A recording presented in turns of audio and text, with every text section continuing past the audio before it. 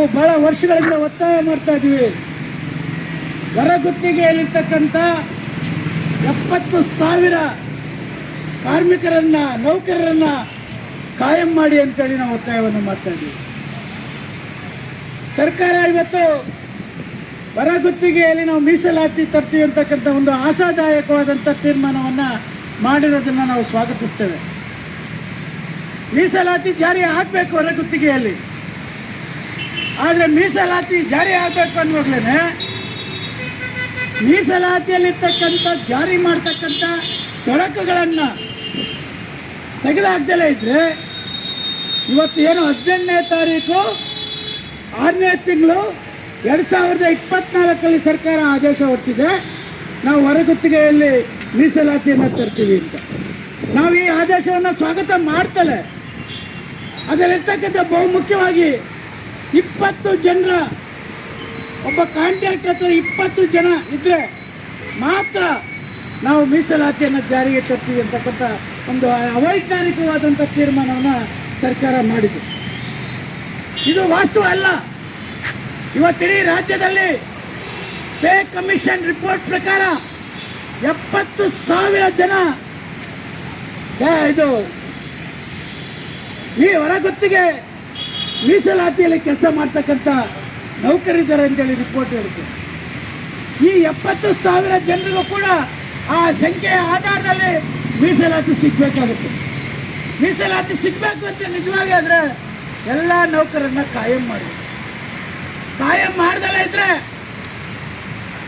ಈ ಒಂದು ವೈಜ್ಞಾನಿಕವಾಗಿ ಜಾರಿ ಆಗಲ್ಲ. ಯಾಕೆಂದರೆ 20 ಜನರ ಪಟ್ಟಿಯನ್ನು ಯಾವ ಇಲಾಖೆಯಲ್ಲೂ ಸಿಗೋದಿಲ್ಲ.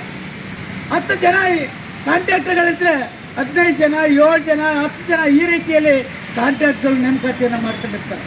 ಅದರಿಂದಾಗಿ ಇವತ್ತು ಇದೊಂದು ಅವೈಜ್ಞಾನಿಕವಾದಂಥ ವಿಧಾನ. ಅದಕ್ಕೆ ನಾವೇನು ಹೇಳ್ತಾ ಇದ್ದೀವಿ ಅಂತ ಹೇಳಿದ್ರೆ, ಇವತ್ತು ಒತ್ತಾಯ ಮಾಡ್ತಾ ಇದ್ದೇವೆ, ಪ್ರತಿ ಇಲಾಖೆಯಲ್ಲಿ ನೇಮಕ ಆಗಿರ್ತಕ್ಕಂಥ ಎಲ್ಲ ಕಾಂಟ್ರಾಕ್ಟ್ಗಳು ನೇಮಕ ಮಾಡಿರ್ತಕ್ಕಂಥ ಹೊರಗುತ್ತಿಗೆ ನೌಕರರನ್ನ ಒಟ್ಟಿಗೆ ಸೇರಿಸಿ ನೀವು ಪಟ್ಟಿ ಮಾಡಿ ಅದರ ಮುಖಾಂತರ ಮೀಸಲಾತಿ ರೋಸ್ಟರನ್ನು ಜಾರಿಗೆ ತಂದರೆ ಆಗ ಅದು ನ್ಯಾಯ ಸಿಗುತ್ತೆ.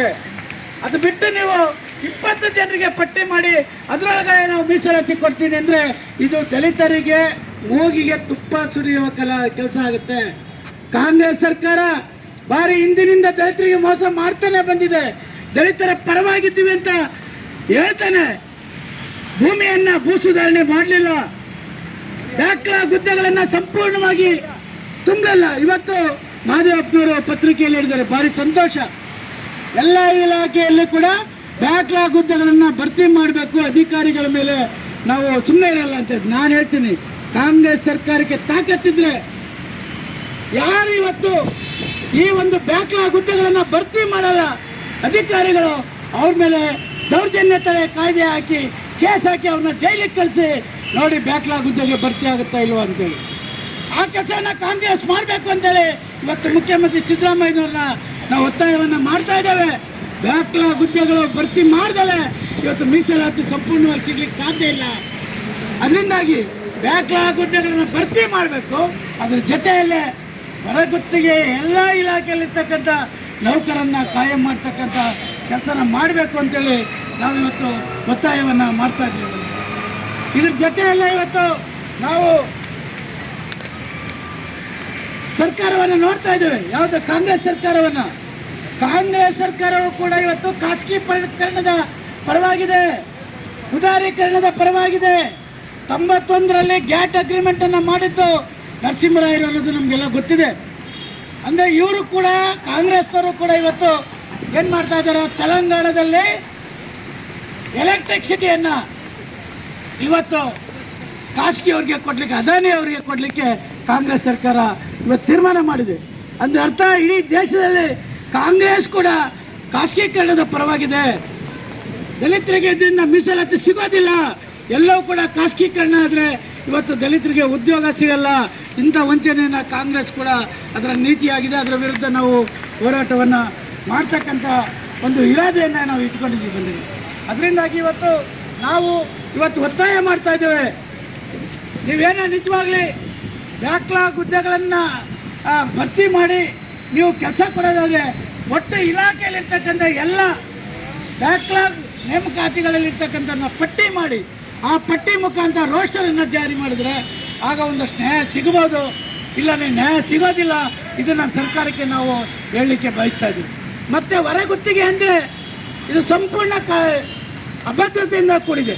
ಅಭದ್ರತೆ ಅಂದರೆ ಹೇಗೆ ಅಂದರೆ 11 ತಿಂಗಳ ಅಗ್ರಿಮೆಂಟ್ 11 ತಿಂಗಳು ಮಾತ್ರ ಅವ್ರ ಕೆಲಸ.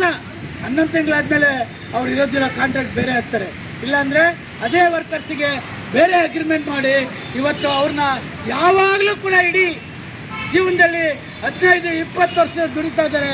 ಅವರಿಗೆ ಯಾವುದೇ ಒಂದು ಕಾಯಂ ಮಾತು ಇಲ್ಲ. ಇವತ್ತು ಸೇವಾ ನಿಯಮಾವಳಿ ಇಲ್ಲ, ಅವ್ರಿಗೆ ಭದ್ರತೆ ಇಲ್ಲ. ಸೇವಾ ನಿಯಮಾವಳಿ ಇಲ್ಲದಲೇ ಇರೋದ್ರಿಂದ ನೀವು ಯಾವ ರೀತಿಯಲ್ಲಿ ಈ ಒಂದು ಮೀಸಲಾತಿಯನ್ನು ಜಾರಿ ಮಾಡ್ತೀರಿ? ಇದೊಂದು ಅವೈಚಾರಿಕವಾದಂಥ ತೀರ್ಮಾನವನ್ನು ಮಾಡಿದ್ದೀರಿ. ಅದರಿಂದಾಗಿ ನಾವು ಸಿದ್ದರಾಮಯ್ಯನವ್ರಿಗೆ, ಕಾಂಗ್ರೆಸ್ ಪಕ್ಷಕ್ಕೆ ಒತ್ತಾಯವನ್ನು ಮಾಡ್ತಾ ಇದ್ದೇವೆ. ಖಂಡಿತವಾಗಿ ನೀವು ಇದನ್ನು ಪರಿಷ್ಕರಣೆ ಮಾಡಬೇಕು. ನ್ಯಾಯವಾಗಿ ಎಲ್ಲ ಬ್ಯಾಕ್ಲಾಗ್ ಹುದ್ದೆಗಳನ್ನು ತುಂಬಬೇಕು. ಏನು ಪೇ ಕಮಿಷನ್ ರಿಪೋರ್ಟ್ ಪ್ರಕಾರ 70,000 ಬ್ಯಾಕ್ಲಾಗ್ ಹುದ್ದೆಗಳು ಭರ್ತಿ ತುಂಬಿಕೊಂಡಿದ್ದೀರಿ, ಅವ್ರನ್ನೆಲ್ಲರಿಗೂ ಕೂಡ ಕಾಯಂ ಮಾಡಬೇಕಂತ ಒತ್ತಾಯವನ್ನು ಇವತ್ತು ಇಡೀ ರಾಜ್ಯಾದ್ಯಂತ ಮಾಡ್ತಾ ಇದ್ದೇವೆ. ಸರ್ಕಾರಕ್ಕೆ ಮನವಿಯನ್ನು ಕೊಡ್ತೇವೆ. ಆ ಮುಖಾಂತರ ನಾವು ಮುಂದಿನ ದಿನಗಳಲ್ಲಿ ಈ ಹೋರಾಟವನ್ನು ತೀವ್ರಗೊಳಿಸ್ತೇವೆ. ನಾವು ಮಾತ್ರ ಅಲ್ಲ, ಎಲ್ಲ ದಲಿತ ಸಂಘಟನೆಗಳನ್ನು, ಪ್ರಗತಿಪರ ಸಂಘಟನೆಗಳನ್ನು ಒಟ್ಟುಗೂಡಿಸಿ ನಾವು ಇದರ ವಿರುದ್ಧ ಹೋರಾಟವನ್ನು ಮಾಡ್ತೇವೆ. ಈ ಅಭದ್ರತೆಯನ್ನು ಕೂಡಿರ್ತಕ್ಕಂಥ ನೌಕರರನ್ನ ರಕ್ಷಣೆಗೆ ದಲಿತ ಹಕ್ಕುಗಳ ಸಮಿತಿ ಖಂಡಿತವಾಗಿ ನಿಲ್ತದೆ, ಹೋರಾಟವನ್ನು ಮಾಡ್ತದೆ ಅಂತ. ರೇಷನ್ ಕಾರ್ಡ್ ಕೊಡಲೇಬೇಕು, ಎಲ್ಲ ದಲಿತರಿಗೂ ನಿವೇಶನ ಕೊಡಲೇಬೇಕು, ಎಲ್ಲ ದಲಿತರಿಗೂ ಮನೆ ನಿವೇಶನ ಕೊಡಲೇಬೇಕು, ಎಲ್ಲ ದಲಿತರಿಗೂ ಭೂಮಿ ಕೊಡಲೇಬೇಕು.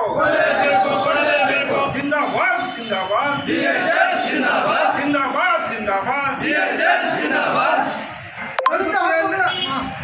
ಹೊರಗುತ್ತಿಯಲ್ಲಿ ಮೀಸಲಾತಿ ಜಾರಿ ಮಾಡಲೇಬೇಕು, ಹೊರಗುತ್ತಿಯಲ್ಲಿ ಮೀಸಲಾತಿ ಜಾರಿ ಮಾಡಲೇಬೇಕು, ಹೊರಗುತ್ತಿಯಲ್ಲಿ ಮೀಸಲಾತಿ ಜಾರಿ ಮಾಡಲೇಬೇಕು,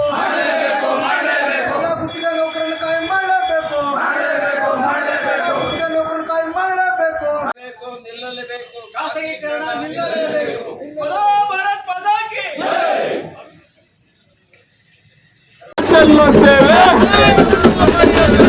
ಎಲ್ಲಿವರೆಗೂ ಹೋರಾಟ, ಎಲ್ಲಿವರೆಗೂ ಹೋರಾಟ, ಯಾತಕ್ಕಾಗಿ ಹೋರಾಟ, ಯಾತಕ್ಕಾಗಿ ಹೋರಾಟ,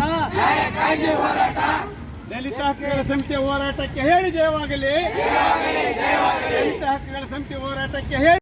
ರಾಷ್ಟ್ರ ಸಂವಿಧಾನಕ್ಕೆ ನೀನೆ ಶಿಲ್ಪಿಯು ದಾರಿದೀಪವು ನೀನೆ ಕಲಿಸಿಕೊಟ್ಟೆ ಸಮಾನತೆಯನು ಏಕತೆಯನು.